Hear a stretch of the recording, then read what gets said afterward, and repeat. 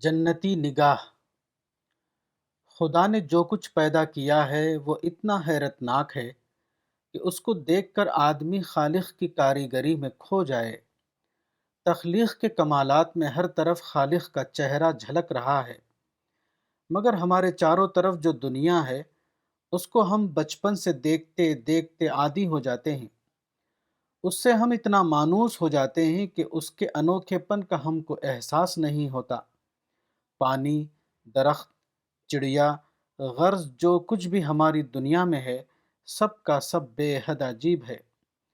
ہر چیز خالق کا آئینہ ہے، مگر عادی ہونے کی وجہ سے ہم اس کے عجوبے پن کو محسوس نہیں کر پاتے۔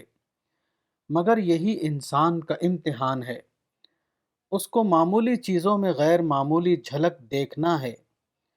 اگر آدمی اس دنیا کو استعجاب کی نظر سے دیکھ سکے تو ہر جگہ اس کو خدا کی موجودگی کا تجربہ ہوگا۔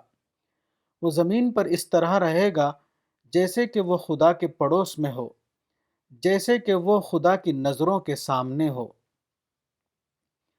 موجودہ دنیا میں انسان کی سب سے بڑی یافت یہ ہے کہ وہ خدا کو دیکھنے لگے، وہ اپنے پاس خدا کی موجودگی کو محسوس کر لے۔ اگر آدمی کے اندر جنتی نظر پیدا ہو جائے تو سورج کی کرنوں میں اس کو خدا کا نور جگمگاتا ہوا دکھائی دے گا۔ ہرے بھرے درختوں کے حسین منظر میں وہ خدا کا روپ جھلکتا ہوا پائے گا۔ ہواؤں کے لطیف جھونکے میں اس کو لمس ربانی کا تجربہ ہوگا۔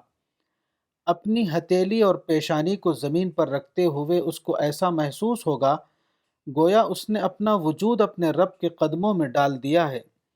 خدا ہر جگہ موجود ہے، مگر اس کو وہی خوش قسمت آدمی دیکھتا ہے جس کے اندر خدا کو دیکھنے والی جنتی نگاہ پیدا ہو جائے۔